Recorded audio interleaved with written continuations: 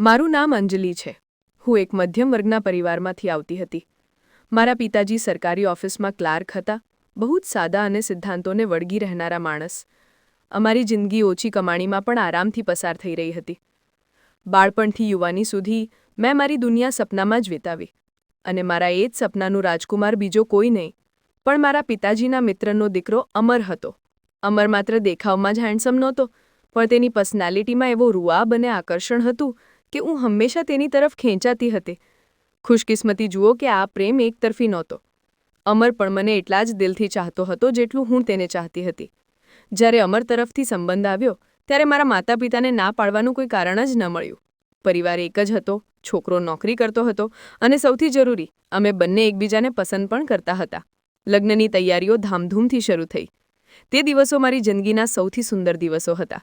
જ્યારે મેં લગ્નના લાલ લહેંગામાં પોતાને અરીસામાં જોઈ ત્યારે મને વિશ્વાસ જ ના થયો કે હું એ જ અંજલિ છું જે ગઈકાલ સુધી કોલેજના પુસ્તકોમાં ખોવાયેલી રહેતી હતી.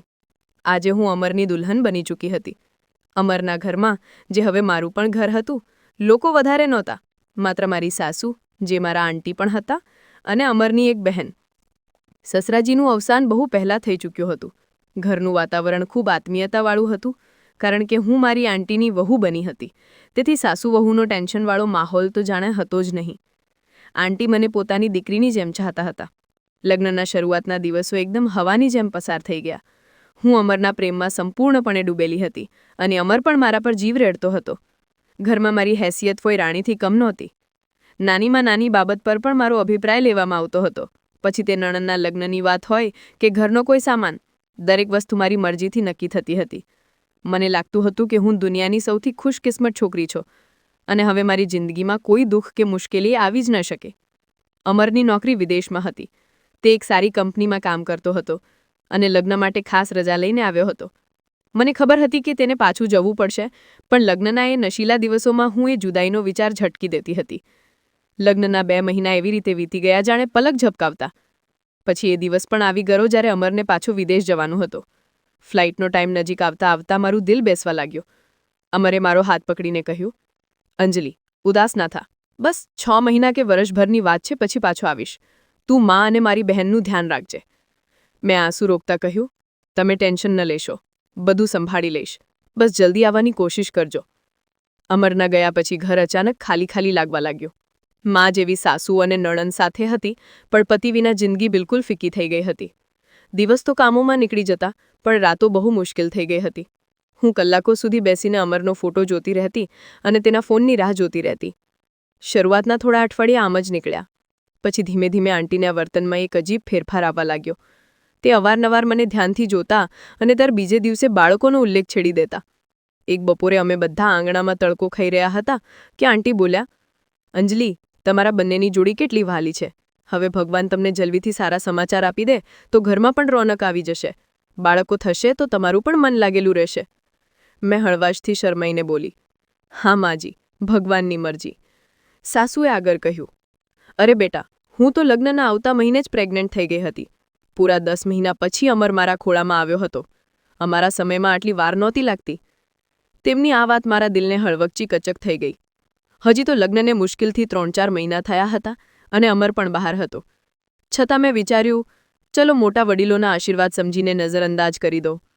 પણ મને શું ખબર હતી કે આ વાતો આગળ જતાં મારા માટે કેટલી ભારે પડવાની હતી. ઘરમાં મોટે ભાગે હું અને સાસુ જ રહેતા હતા, કારણ કે નણંદ એના ભણતમાં વ્યસ્ત રહેતી હતી. સાસુનું પૂરું ધ્યાન હવે મારા પર જ રહેતું. તે દર થોડા દિવસે પૂછતા, કેવી તબિયત છે? કોઈ ખાસ સમાચાર તો નથી ને? હું ધીમેથી ના કહેતી તો તેમના ચહેરા પર એક અજીબ છાંયો ઉતરવા લાગતો. મારું મન અંદરથી ગૂંગળામાં લાગતું કે લગ્ન પછી તરત જ બાળક થવું એટલું જરૂરી હોય છે? હજી તો મારી ઉંમર જ શું હતી? પણ કદાચ આપણો સમાજ વહુને વહુ કરતાં માતાના રૂપમાં જોવાનું વધુ પસંદ કરે છે. મેં આ વાત ઘણીવાર ફોન પર અમર સાથે શેર કરી. અમર, આંટી રોજ બાળકોની વાતો કરે છે. મને અજીબ લાગે છે. અમર હંમેશા મને સંભાળતા કહેત, અંજલિ, તું ટેન્શન ન લે. માં વૃદ્ધ છે, પૌત્ર પૌત્રી જોવાની ઈચ્છા છે, એટલે બોલે છે. આપણને કોઈ ઉતાવળ નથી. હજી આખી જિંદગી પડી છે. ભગવાન જ્યારે ઈચ્છશે ત્યારે આપશે. તું આ વાતોને દિલ પર ન લે. તેની આ વાતો સાંભળીને મારું દિલ શાંત થઈ જતું. મને લાગતું કે જો અમર મારી સાથે છે તો કોઈ મને દુઃખી નહીં કરી શકે. પણ કિસ્મત મારા માટે કયો વળાંક લઈને ઊભી હતી એ હું બિલકુલ નહોતી જાણતી. 6 મહિના બહુ ભારે લાગ્યા, જાણે વર્ષોની રાહ હોય. પણ આખરે અમર પાછા આવ્યા. તેના આવતા જાણે ઘરમાં ફરીથી જાન આવી ગઈ. મેં મારું દરેક એકલવાણાપણું, દરેક દુઃખ તેના ગળે લાગીને ભૂલાવી દીધું. લાગ્યું કે હવે બધું ઠીક થઈ જશે. અમર સાથે છે તો કોઈ મુશ્કેલી સ્પર્શી પણ નહીં શકે. પણ હું ખોટી હતી. મારી અસલી પરીક્ષા હવે શરૂ થવાની હતી. અમરને પાછા આવ્યાને હજી થોડા જ દિવસ થયા હતા કે એક સવારે સાસુએ ફરી એ જ વાત છેડી દીધી. તેમણે ચાહનો કપ મૂકતા કહ્યું, અંજલિ, હવે તો અમર પણ પાછો આવી ગયો છે. હવે તો અમને કોઈ ખુશખબરી સંભળાવી દે. મોહલ્લાની સ્ત્રીઓ પૂછે છે તો હું શું જવાબ આપું? મારો કોળિયો ગળામાં અટકી ગયો. મેં નજર ઝુકાવીને કહ્યું, હજી તો અમરને આવ્યાને માત્ર અઠવાડિયું થયું છે. સાસુએ તરત કહ્યું, તો શું થયું? લગ્નને તો 7-8 મહિના થઈ ગયા. જો, સોનીની વહુને લગ્નના 1 વર્ષની અંદર જ બાળક થવાનું છે. હું તો કહું છું કે તું તારું ચેકઅપ કરાવી લે કે કોઈ સારા ડૉક્ટર પાસે જઈએ. અમરે વાત સંભાળવાની કોશિશ કરી. માં, તમે પણ નાસ્તા પર આવા તો કેમ કરો છો? હજી તો હું આવ્યો છું. અમને થોડો સમય આપો. ભગવાન બધું આપશે. બાળક પડ. સાસુએ મોં બનાવતા કહ્યું, હા, તું તો બસ વહુની તરફદારી કર. હું તો એટલે કહી રહી છું કે કાલે કોઈ તકલીફ ના આવી જાય. મારું મન થાય છે કે મરતા પહેલાં મારા પૌત્રનો ચહેરો જોઈ લઉં. આ મરતા પહેલાંવાળો ડાયલોગ તેમનો સૌથી મોટું હથિયાર હતું. આ પછી અમે બંને ચૂપ થઈ જતા. રાત્રે રૂમમાં મેં અમરનો હાથ પકડી લીધો. મારું દિલ ખૂબ ભારે હતું. અમર, માં કેમ નથી સમજતા? તેમની વાતો મને અંદર સુધી તોડી નાખે છે. મને લાગે છે જાણે મારામાં જ કોઈ ખામી છે. અમરે હસીને મારા કપાળ પર ચુંબન કર્યું અને બોલ્યો, અંજલિ, માની વાતોને દિલ પર ન લે. તે જૂના જમાનાની વિચારસરણીવાળી સ્ત્રી છે. તેમની સમજ બસ ત્યાં સુધી છે. તું બિલકુલ ઠીક છે. તારામાં કોઈ ખામી નથી. ડૉક્ટર પણ કહે છે કે ટેન્શન લેવાથી પણ તકલીફ થઈ જાય છે. તું બસ ખુશ રહેજે. પણ અમર, જો ખરેખર બાળક ન થયું તો? મારા લહેજામાં છુપાયેલો ડર બહાર આવી ગયો. અમર થોડો કડક થઈને બોલ્યો, એવું કેમ નહીં થાય? અને જો વાર લાગી પણ ગઈ તો શું થયું? આપણે બંને એકબીજા માટે પૂરતા છીએ. તું મારી જિંદગી છે અંજલિ, બાકી બધું પછી આવે. તેમની વાતોએ મને તે વખતે તો હિંમત આપી દીધી, પણ ડર મારા અંદર ક્યાંક ચોંટીને બેસી ગયો. અમરની રજાઓ પૂરી થઈને તે પાછા જતા રહ્યા. ઘર ફરીથી સૂનું થઈ ગયું. આ વખતે આંટીનું વર્તન પહેલાં કરતાં પણ વધારે કડવું થઈ ગયું હતું. દરેક મહિનો મારા માટે એક પરીક્ષા હતી. જ્યારે આશા તૂટતી ત્યારે આંટીના ચહેરા પર તે કટાક્ષ જોવો મુશ્કેલ થતું. તે કડવા વાક્યો બોલતા અને હું રૂમમાં જઈને કલાકો સુધી રડતી રહેતી. બસ આમ જ સમય પસાર થતો હેહો. 6 મહિના પછી અમર ફરી આવ્યા. ફરી એ જ આશાઓ, એ જ પૂજાપાઠ, એ જ દવાઈઓ અને આખરે એ જ નિરાશા. આ વખતે અમર 2 મહિનાની રજા પર આવ્યા હતા. મેં નક્કી કરી લીધું હતું કે હવે કંઈક તો કરવું જ પડશે. એક રાત્રે મેં હિંમત કરીને કહ્યું, અમર, ડૉક્ટર કહે છે કદાચ દૂરીના કારણે તકલીફ થઈ રહી છે. હું તમારી પાસે આવવા માંગુ છું. તમે મને બહાર લઈ ચાલો કે પછી તમે થોડા મહિના અહીં આવી જાઓ. આપણે સાથે રહીશું તો ભગવાન આપણી સાંભળી લેશે. અમર એવા ચોંક્યા જાણે મેં કંઈક ખોટું બોલી દીધું હોય. નહીં અંજલિ, આ ન થઈ શકે. તેમણે તરત કહ્યું, કેમ ન થઈ શકે? મેં જીદ કરી. હું તમારી પત્ની છું, તમારી સાથે રહેવું મારો હક છે. અમર નરમાશથી બોલ્યા, અંજલિ, તું જાણે છે મા વૃદ્ધ છે. તેમની તબિયત પણ ઠીક નથી રહેતી. બહેનના લગ્ન થઈ ચૂક્યા છે. હવે તેના ઘરની છે. જો હું તને લઈ ગયો તો માનું ધ્યાન કોણ રાખશે? આ ઘર તૂટી જશે. ઘર મા માટે છે. હું તને ત્યાં નથી બોલાવી શકતો. તારે આ બલિદાન આપવું પડશે. મારો ગળો ભરાઈ આવ્યો. તો શું આપણી થનારી સંતાનનું કોઈ મહત્વ નથી? મારી આંખોમાં આંસુ આવી ગયા. અમરે મને ગળે લાગી લીધું. મહત્વ છે, બહુ છે. પણ માની સેવા પણ જરૂરી છે. તું અહીં ઇલાજ કરાવ. હું પૈસા મોકલતો રહીશ. ચિંતા ન કર. આવતી વખતે જ્યારે હું આવીશ ને, બધું ઠીક થઈ જશે. હું ચૂપ થઈ ગઈ. અમરની મજબૂરી હતી કે કદાચ આ મજબૂરી કંઈક બીજું હતું જે હું સમજી નહોતી શકતી. મેં મારી ખ્વાહિશ દબાવી દીધી અને એ જ ઘરમાં રહેવા લાગી જ્યાં દરેક દિવાલ મને કાપવા દોડતી હતી. અમર ફરી જતા રહ્યા. આ વખતે મેં નક્કી કરી લીધું હતું કે હવે બસ હાથ પર હાથ રાખીને નહીં બેસવું. મેં શહેરની સૌથી મોટી લેડી ડૉક્ટર સાથે અપોઇન્ટમેન્ટ લીધું. મારે જાણવું હતું કે અસલ સમસ્યા શું છે. અમરના આવતા પહેલાં મેં ઇલાજ શરૂ કરાવી દીધો. ડૉક્ટરે બધા ટેસ્ટ કરાવ્યા. એ ખૂબ ગંભીર અને સમજદાર સ્ત્રી હતી. રિપોર્ટ્સ આવવાના દિવસે હું તેમના ક્લિનિકમાં બેઠી હતી. દિલ ધકધક કરી રહ્યું હતું. ડૉક્ટરે રિપોર્ટ્સ રાખ્યા અને ચશ્મા ઠીક કરીને મારી તરફ જોયું. તેમની નજરમાં કંઈક અજીબ દર્દ હતું. જો બેટા, હું તારી સાથે જૂઠું નહીં બોલું. ડૉક્ટરનો અવાજ મારા કાનમાં ગુંજ્યો. શું મતલબ ડૉક્ટર? બધું ઠીક તો છે ને? મારા હાથ ધ્રુજમાં લાગ્યા. તારી રિપોર્ટ્સમાં ઘણી તકલીફો છે. મેડિકલ સાયન્સના હિસાબે તારે અહીં બાળક થવાના ચાન્સ ખૂબ જ ઓછા છે. સાચું કહું તો તું ક્યારેય માતા નહીં બની શકે. આ શબ્દો ન હતા, જાણે કોઈએ મારા પર વીજળી પાડી દીધી હોય. મારા પગ નીચેથી જમીન સરકી ગઈ. બધું ફરવા લાગ્યું. કાનોમાં અવાજો ગૂંજવા લાગ્યા. હું ક્યારેય માં ન બની શકું. મારો ખોળો હંમેશા ખાલી રહેશે. ડૉક્ટર, ફરીથી ચેક કરી લો. કદાચ ભૂલ થઈ હોય. મારો અવાજ તૂટી ગયો. મેં 2 વાર ચેક કર્યું છે. સોરી અંજલિ. હું ક્લિનિકમાંથી કેવી રીતે નીકળી, ઘરે કેવી રીતે પહોંચી? મને કંઈ યાદ નથી. બસ એક જ વાત દિમાગમાં વાગી રહી હતી. તમે ક્યારેય માં ન બની શકો. ઘરે પહોંચીને મેં પોતાને રૂમમાં બંધ કરી લીધી. હવે સૌથી મોટો સવાલ હતો, અમરને શું જણાવીશ? તે દર વખતે આશા લઈને આવે છે.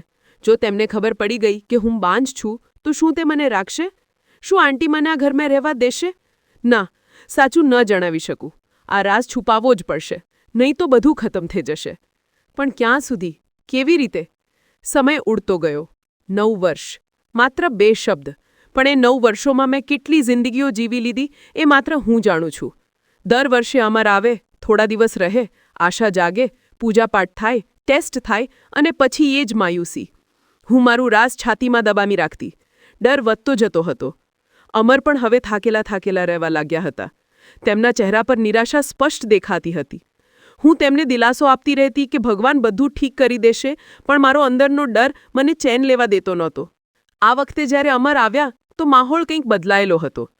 આંટીની તબિયત ઘણી ખરાબ રહેતી હતી અને તેમનો સબ્ર ખતમ થઈ ચૂક્યો હતો.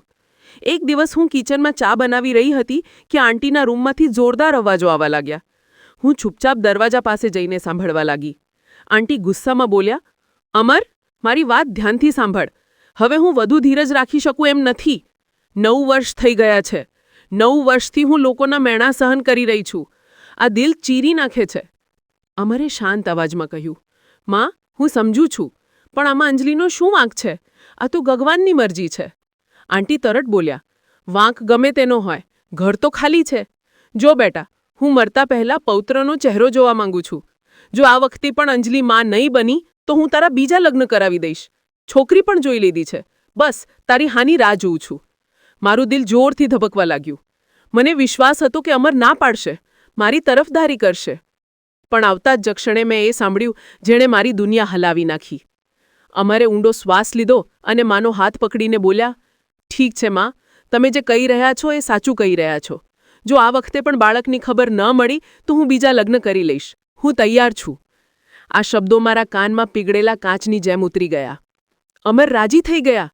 એ અમર જે કહેતા હતા કે અંજલિ તું મારી જિંદગી છે, આજે તે બીજી છોકરીને ઘરમાં લાવવા માટે તૈયાર હતા. મને લાગ્યું જાણે રૂમની છત મારા માથા પર પડી ગઈ હોય. મારા પગમાં તાકાત નહોતી રહી. હું દિવાલનો સહારો લઈને ત્યાં જ બેસી ગઈ. હવે શું થશે? મારો પતિ બીજા લગ્ન કરી લેશે તો મારી હેસિયત આ ઘરમાં શું રહી જશે? અહીં મારું સન્માન હવે કોઈ માયને નહીં રાખે. બીજી છોકરી આવતા જ તે મને દબાવીને રાખશે અને કદાચ ઘરની બહાર પણ કાઢી મૂકશે. આ ડરે મને અંદરથી પૂરેપૂરું ઘેરી લીધી. હું આ જ આઘાતમાં હતી કે અચાનક રૂમમાંથી અમરની ચીસ સંભળાઈ. માં, માં, શું થયું તમને? આંટીએ આંખો ખોલી. હું દોડીને અંદર ગઈ. આંટી પલંગ પર બેહોશ પડ્યા હતા. તેમની આંખો છતને ઘૂરી રહી હતી અને શ્વાસ થંભી ગયા હતા. અમર પાગલોની જેમ તેમને ઝકઝોરી રહ્યા હતા, પણ તે જઈ ચૂક્યા હતા. અચાનક બધું બંધ થયા પછી આંટીનું મૃત્યુ થઈ ગયું હતું. તે વખતે ઘરમાં હાહાકાર મચી ગયો. રડવું, ચીસો પાડવી, અંતિમ સંસ્કારની વ્યવસ્થા અને કફન અર્થીનો બધો બંદોબસ્ત જાણે કોઈ સપનાની જેમ પસાર થઈ ગયું. જ્યાં મને આંટીના મૃત્યુનું દુઃખ હતું, ત્યાં દિલના કોઈ ખૂણામાં એક અજીબ ખુશી પણ હતી કે કદાચ હવે અમર બીજા લગ્નનો ઈરાદો બદલી દે. આંટી જ જતા જે રોજ જોર આપતા હતા, હવે તે ન રહ્યા તો કદાચ મારું ઘર બચી જશે. પણ થોડા દિવસ પછી મને અહેસાસ થયો કે મારી આશા ખોટી હતી. અમરનો ઈરાદો નહોતો બદલાયો. એક રાત્રે તે ચૂપચાપ મારી પાસે બેઠા અને બોલ્યા, અંજલિ, માની છેલ્લી ઈચ્છા હતી કે ઘર આબાદ રહે. હું એમની આત્માને તકલીફ નથી આપી શકતો. મને બાળક જોઈએ, ગમે તે ભોગે. અમરની આંખોમાં એક અજીબ અડગતા હતી જેણે મને અંદર સુધી હલાવી દીધી. તે હજી પણ બીજા લગ્ન કરવા માટે તૈયાર હતા, કારણ કે તેમને સંતાનની ચાહ હતી. હવે મારી પાસે કોઈ વિકલ્પ નહોતો. મારે મારું ઘર બચાવવા માટે કંઈ પણ કરવું હતું, ભલે તે કેટલું પણ મોટું જૂઠ કેમ ન હોય. આવતી સવારે ઉઠતા જ મેં માથું પકડી લીધું અને જાણી જોઈ મેં ચક્કર આવવાનું નાટક કર્યું.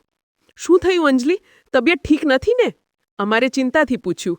મેં ધીમેથી કહ્યું, ખબર નહીં અમર, સવારથી ઉબકા આવી રહ્યા છે અને માથું પણ ફરી રહ્યું છે. અમરના ચહેરા પર ચમક આવી ગઈ. કદાચ એ જ વાત છે જેની આપણે રાહ જોઈ રહ્યા છીએ. ચાલ ડૉક્ટર પાસે જઈએ. મારો પ્લાન સાચો નીકળ્યો. અમે ડૉક્ટરના ક્લિનિક પહોંચ્યા. ત્યાં ભીડ હતી એટલે અમરને બહાર વેઇટિંગ રૂમમાં બેસવું પડ્યું. હું અંદર ગઈ. ડૉક્ટર પોતાની ફાઇલોમાં વ્યસ્ત હતા. એ જ ડૉક્ટર હતા જેમણે મને મારા બાંਝપણાની રિપોર્ટ આપી હતી. મેં દરવાજો બંધ કર્યો અને ઝડપથી તેમની પાસે જઈને મારું પર્સ ખોલ્યું.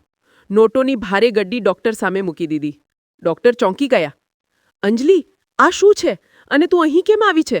મેં કહ્યું હતું કે હવે ઇલાજથી કોઈ ફાયદો નથી. હું બંને હાથ પકડીને બેઠી. ડૉક્ટર સાહિબા, આ ઇલાજ માટે નથી, અમારી જિંદગી બચાવવા માટે છે. હું સમજી નહીં, તું શું કહી રહી છે? ડૉક્ટરે આશ્ચર્યથી પૂછ્યું. મેં ઝડપથી કહ્યું, બહાર મારા પતિ બેઠા છે. તે બીજા લગ્ન કરવાના છે કારણ કે આપણે બાળકો નથી કરી શકતા. જો તેમને ખબર પડી ગઈ કે હું નથી કરી શકતી તો તે મને છોડી દેશે કે કોઈ બીજી છોકરીને ઘરમાં બેસાડશે. હું તમારી ભીખ માંગુ છું. પ્લીઝ અમરને કહી દો કે હું ઉમ્મીદથી છું. ડૉક્ટર ગુસ્સામાં ઊભા થઈ ગયા. તું પાગલ થઈ ગઈ છે અંજલિ? હું ડૉક્ટર છું. આવું બિનમર્યાદિત કામ કેવી રીતે કરી શકું? હું તેમના પગમાં બેસી ગઈ. ડૉક્ટર સાહેબા, ભગવાન માટે મારી મજબૂરી સમજો. મારું ઘર ઉજળી જશે. તમે જેટલા ચાહો એટલા પૈસા લઈ લો, બસ એકવાર જૂઠું બોલી દો. ડૉક્ટર થોડીવાર ચૂપ રહ્યા. પછી તેમણે મને ઊભી કરી. તેમની આંખોમાં પૈસાની ચમક અને થોડી સહાનુભૂતિ પણ હતી. જો અંજી, હું તારા માટે જૂઠું બોલી દઈશ, પણ વિચાર કે એનું પરિણામ શું આવશે? 9 મહિના પછી જ્યારે સત્ય સામે આવશે કે તું માં નથી બનવાની હતી, તો અમરનો ક્રોધ કેવો હશે? ત્યારે કોણ બચાવશે તને? મેં આંસુ લૂછતા કહ્યું, મને નથી ખબર ડૉક્ટર સાહેબા. અત્યારે બસ મારા પતિને રોકવા છે. ડૉક્ટરે ઊંડો શ્વાસ લીધો અને નોટોની ગડ્ડી પોતાની દરાજમાં મૂકી દીધી. ઠીક છે, બોલાવ તારા પતિને. હું બહાર ગઈ અને અમરને ઇશારો કર્યો. તે ઝડપથી અંદર આવ્યા. જી ડૉક્ટર સાહેબા, બધું ઠીક છે ને? અંજલિને શું થયું? ડૉક્ટર સ્મિથ સાથે બોલ્યા. મુબારક હો મિસ્ટર અમર, તમારી પ્રાર્થના પૂરી થઈ ગઈ. અંજલિ ઉમ્મીદથી છે. અમર ખુશીથી ખુરશી પરથી ઉછળીને ઊભા થઈ ગયા. સાચું, હું પિતા બનવાનો છું? હા, રિપોર્ટ્સ પોઝિટિવ છે. હવે અંજલિનું ધ્યાન રાખજો. અમરે મારા કપાળ પર હાથ ફેરવી દીધો. તે બેહદ ખુશ હતા. બહાર નીકળતા જ તે આખા ઘરમાં જાણે ઉડી રહ્યા હતા. પણ અંદર મારું દિલ વારંવાર પૂછી રહ્યું હતું, આ જૂઠ ક્યાં સુધી ચાલશે? 6 મહિના પછી અમર પાછા આવશે ત્યારે હું શું કરીશ? દિવસો વીતતા ગયા. હું ઢીલા કપડાં પહેરીને પેટ પર પેડ બાંધતી જેથી વિડીયો કોલ પર બધું સાચું લાગે. ફોન પર અમર હંમેશા પૂછતા, અંજરી, બાળક લાતો મારે છે કે નહીં? હું જૂઠું બોલી દેતી. હા અમર, બહુ શરારતી છે. અમર હસતા, બિલકુલ મારા પર ગયું હશે. 6ઠા મહિને અમરે ફોન કર્યો. અંજલિ, મોટી તકલીફ છે. કંપનીએ રજા રદ કરી દીધી. કદાચ હું ડિલિવરી પર નહીં આવી શકું. મારા માટે આ વરદાન જેવું હતું. મેં ઉદાસીનું નાટક કર્યું. આ તો બહુ ખરાબ વાત છે. અમરે દિલાસો આપ્યો. તું હિંમત રાખ, હું પૈસા મોકલું છું. તું સારા હોસ્પિટલમાં ડિલિવરી કરાવજે. અમરના ન આવવાથી મને થોડો સમય મળ્યો. પણ 9 મહિનાનો દિવસ નજીક આવી ગયો. હવે હું શું કરું? જૂઠનો છેલ્લો દિવસ આવી ચૂક્યો હતો. અમરના ફોન સતત આવી રહ્યો હતો. મારું દિલ ડરથી સંકોચાઈ રહ્યું હતું. આખરે મેં બીજો એક નિર્ણય લીધો. એક જૂઠને છુપાવવા માટે બીજું જૂઠ બોલવાનો નિર્ણય કરી લીધો. મેં ફોન ઉઠાવ્યો અને મારા અવાજમાં બનાવટી ખુશી ભરતા કહ્યું, મુબારક હો અમર, આપણે ત્યાં દીકરી થઈ છે. બીજી તરફ થોડી સેકન્ડ ખામોશી રહી અને પછી અમરની ખુશીમાં ડૂબેલો અવાજ ગુંજ્યો. શું? દીકરી? હે ભગવાન, તારો લાખ લાખ શુકર. અંજલિ, તું સાચું કહી રહી છે? આપણી દીકરી, તે કોના પર ગઈ છે? તું ઠીક છે ને? મેં આંખો બંધ કરી લીધી. મારું દિલ મને વઢી રહ્યું હતું કારણ કે આ બધું જૂઠ હતું. ન કોઈ હોસ્પિટલ હતી, ન કોઈ બાળક, ન કોઈ ડિલિવરી. મેં બોલી, હા અમર, બિલકુલ તમારા જેવી છે. બહુ વહાલી છે અને હું બિલકુલ ઠીક છું. મારો અવાજ ધ્રુજી રહ્યો હતો. અંજલિ, હવે હું એક દિવસ પણ અહીં રોકાઈ શકતો નથી. હું કાલે જ ટિકિટ કરાવી રહ્યો છું. મારે મારી દીકરીને જોવી છે. અમરે ખૂબ ઉત્સાહિત થઈને કહ્યું. આ સાંભળતા જ મારો હાથ ધ્રુજી ગયો. ફોનનો રિસીવર પડતા પડતા બચ્યો. તે ખરેખર આવી રહ્યા હતા. હવે હું શું કરીશ? મેં છોકરીના જન્મના સમાચાર તો આપી દીધા હતા, પણ છોકરી ક્યાંથી લાવીશ? માત્ર પોતાને સારા દેખાડવા અને સમય કાઢવા માટે મેં બધું કર્યું હતું, પણ હવે હું ખરાબ રીતે ફસાઈ ચૂકી હતી. જ્યારે અમર આવશે અને અસલિયત જાણશે તો હું તેમને શું કહીશ? આંખો સામે અંધારું છવાવા લાગ્યું. બીજા દિવસે સવારે સવારે ફોન વાગ્યો. બીજી તરફ અમર હતા અને તેમના અવાજમાં ખુશી કરતાં વધારે ગભરાહટ હતી.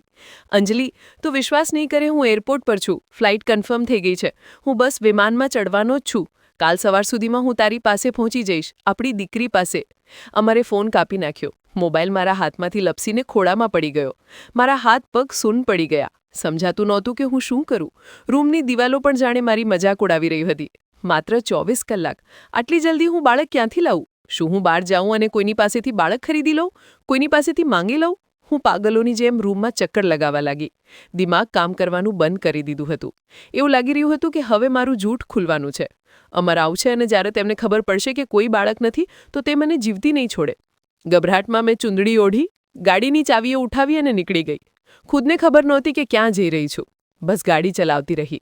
દિલ ચીસો ફાડી પાડીને કહી રહ્યું હતું, કંઈક કર અંજલિ, નહીં તો બધું ખતમ થઈ જશે.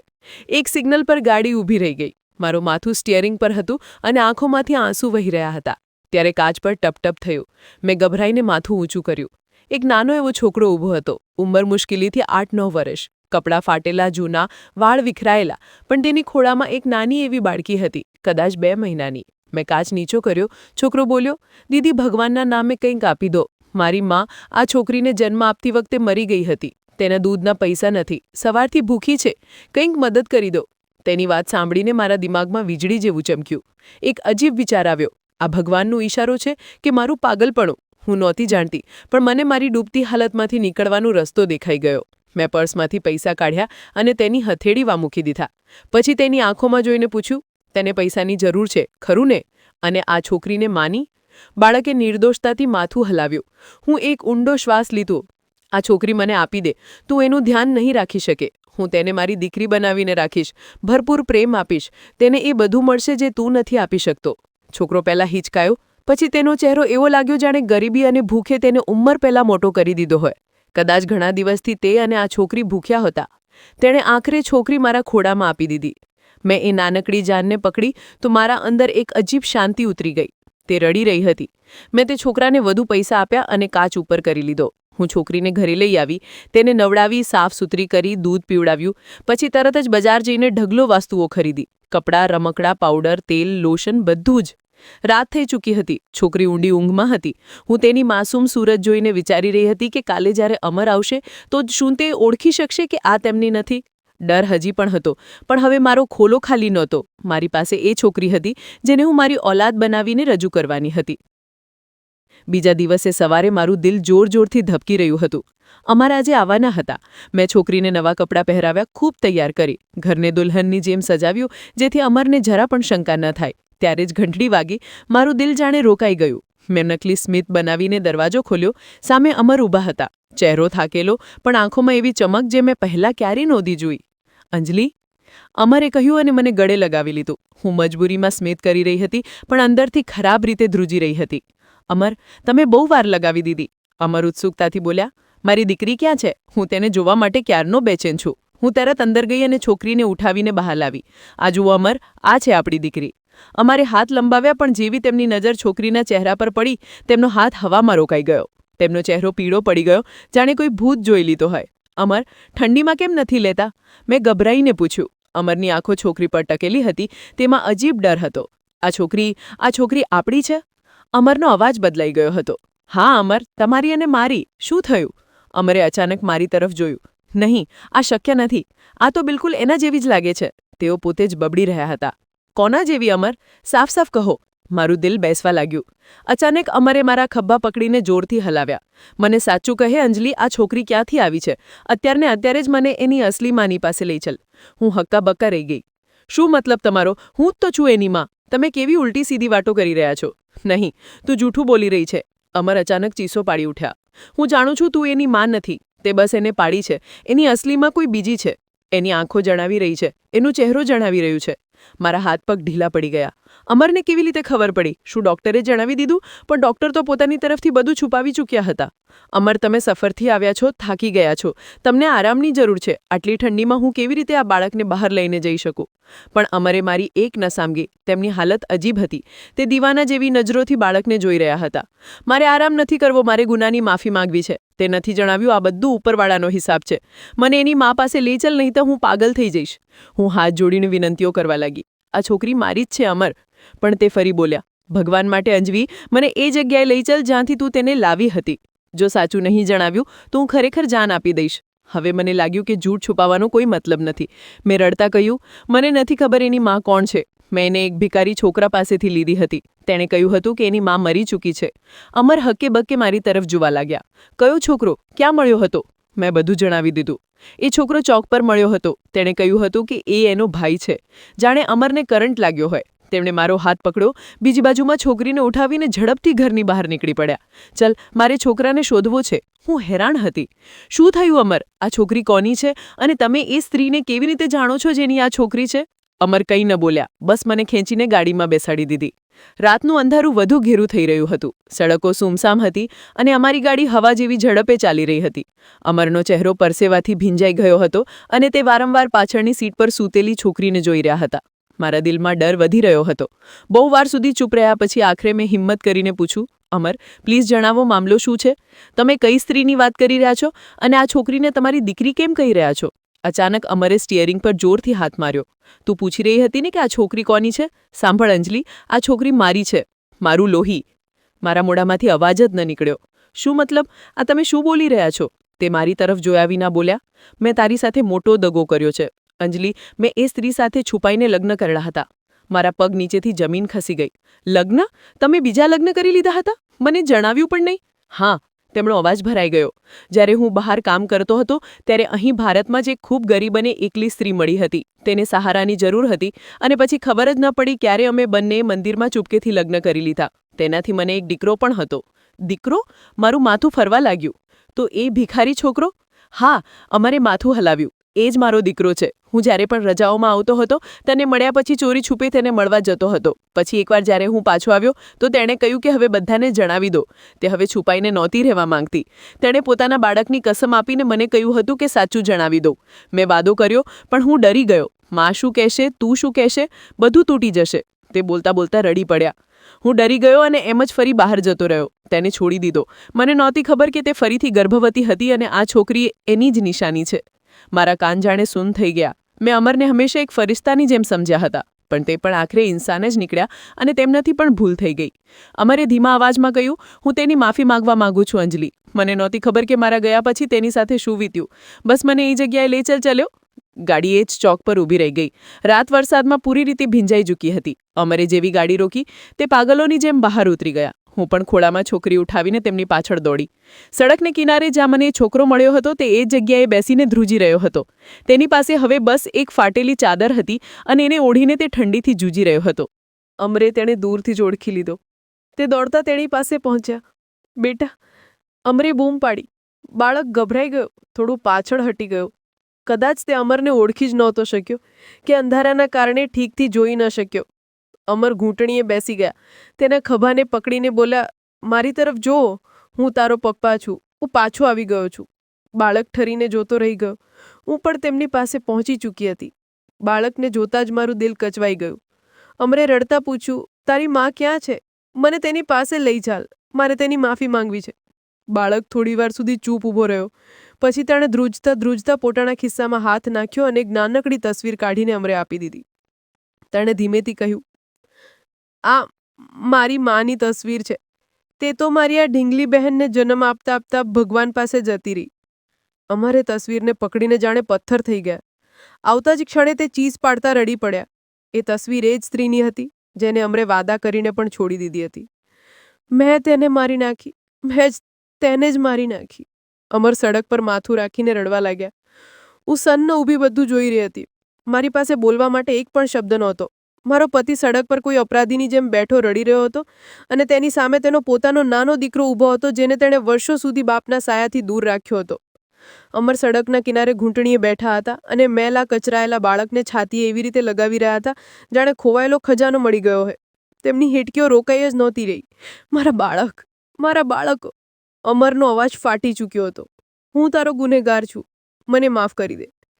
બાળક અમરના બાહોમાં સહમાયેલો ઊભો હતો. તેને સમજાતું નહોતું કે અજાણ્યો માણસ તેને આમ કેમ પકડી રહ્યો છે. અમરે તેના ચહેરાને પોતાના હાથોમાં લઈને કહ્યું, તું મારો દીકરો છે. મારી ઓલાદ, આજથી હું તને મારાથી દૂર નહીં કરું. બાળક ગભરાઈ ગયું. તેણે ડરતા પૂછ્યું, તમે કોણ છો અને મારી માને કેવી રીતે જાણો છો? અમરે પોતાના આંસુ લૂછ્યા અને તૂટેલા અવાજમાં બોલ્યા, હું જ તારો પપ્પા છું. એ જ બદનસીબ જેણે તારી મા સરિતા સાથે દગો કર્યો હતો. મેં તેને કહ્યું હતું કે પાછો આવીશ, પણ હું નહીં આવ્યો. કદાચ આ જ દુઃખ તેને ખાઈ ગયો. બાળકની આંખોમાંથી આંસુ વહી નીકળ્યા. તેણે અમરને દૂર ન ધકેલ્યા, પણ રડતા કસકસાવીને ગળે લાગી ગયો. મા તમારો હંમેશા ઇંતજાર કરતી હતી, કહેતી હતી કે બાબુજી આવશે. અમરે તેને ખોળામાં ઉઠાવ્યો અને પછી મારી બાહોમાં સૂતેલી મારી છોકરીને જોઈ. અને આ મારી દીકરી છે, મારી ફૂલ જેવી છોકરી. અમે બધા પાછા ગાડીમાં બેઠા અને ઘરે લઈ આવ્યા. ઘરે પહોંચ્યા તો અમરે બાળકને સોફા પર બેસાડ્યો અને પોતે તેના પગમાં બેસી ગયા. હું ખામોશ ઊભી હતી. મને લાગી રહ્યું હતું કે હવે મારો વારો છે. હવે અમર મને પૂછે કે મેં તેમની સાથે જૂઠ કેમ બોલ્યું. અમરે ઉપર જોયું. તેમની આંખોમાં ગુસ્સો નહીં પણ શરમ હતી.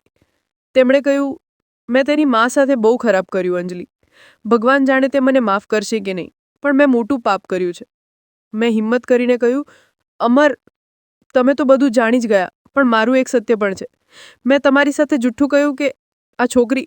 અમરે હાથ ઉઠાવીને મને રોકી દીધી. હું જાણું છું અંજલિ. હું સન્ન રહી ગઈ. તમે શું જાણો છો? અમરે ઊંડો શ્વાસ લીધો અને બોલ્યા, હું જાણું છું કે તું ક્યારેય માતા નહીં બની શકે. મારા પગ નીચેથી જમીન ખસી ગઈ. તમને કેવી રીતે ખબર? અમરે નજરો નીચી કરી લીધી. તારી ફેમિલી ડોક્ટરે બધું જ જણાવી દીધું હતું. જે દિવસે તે પૈસા આપ્યા હતા એ જ દિવસે તેણે મને ફોન કર્યો. કહી દીધું કે અંજલિ માતા નથી બની શકતી અને તે જૂઠું ડ્રામા કરી રહી છે. મારી આંખમાંથી આંસુ ભરાઈ આવ્યા. તો પછી તમે ચૂપ કેમ રહ્યા? તમે મને એ જ વખતે કેમ ન રોકી? અમર ધીમેથી બોલ્યા, કારણ કે મને ખબર હતી કે મારી પહેલી પત્નીથી મારો એક બાળક છે. હું આ હકીકતથી ભાગતો રહ્યો, બીજા દેશમાં રહ્યો, જેથી આ સત્ય સામે ના આવે. અને તને જોઈ તું ખુશ હતી તો વિચાર્યું કે તને આમ જ ખુશ રહેવા દઉં. હવે મારી એક દીકરી પણ છે. મારી પૂરી ફેમિલી બની ગઈ છે. રૂમમાં ગહન ખામોશી ફેલાઈ ગઈ. અમે બંને પોતપોતાના જૂઠ અને ગુનાહોના ભાર નીચે દબાયેલા ઊભા હતા.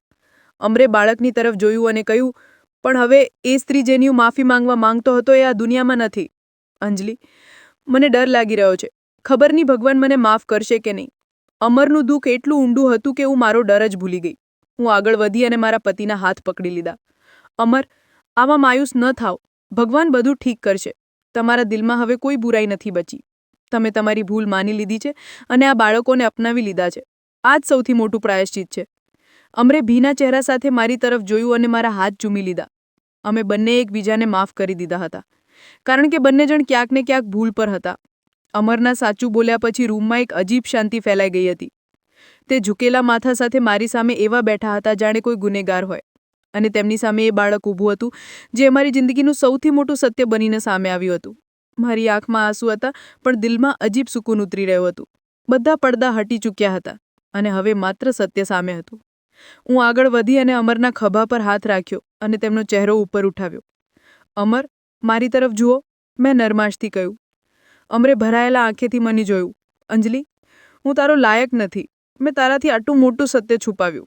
આપણે બંને જણ અવારનવાર એકબીજાથી વાતો છુપાવતા રહ્યા. અમર, આજે ભગવાને આપણને મોકો આપ્યો છે કે આપણે આપણી ભૂલોને સુધારી શકીએ. અમરે સહેમેલા બાળકની તરફ જોયું અને પછી મારી તરફ.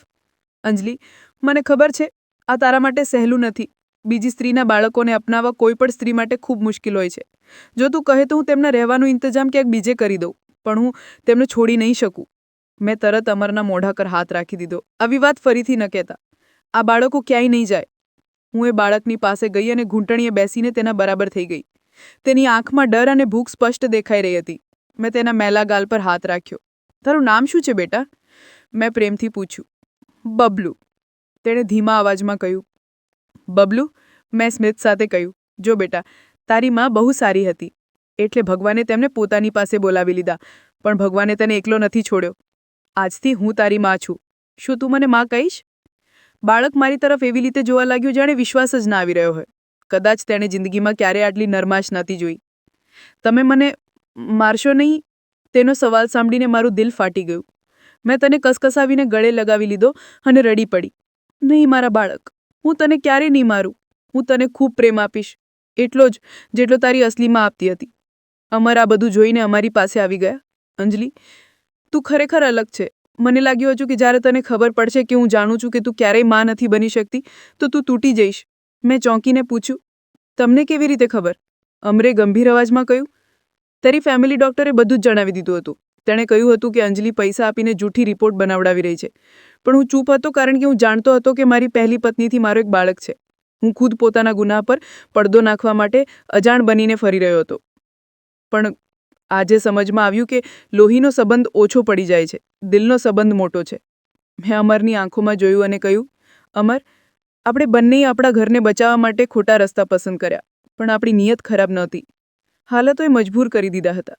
અને એ સ્ત્રી જેની હું માફી માંગવા માંગતો હતો એ તો હવે આ દુનિયામાં નથી, પણ પોતાની નિશાની આપણી પાસે છોડી ગઈ છે. આજ તમારી માફી છે કે આ બાળકોને મા બાપનો સાયો મળે. અમરે મારી વાત પર માથું હલાવ્યું અને બબલુ અને નાની છોકરીને પોતાની બાહોમાં સમેટી લીધા.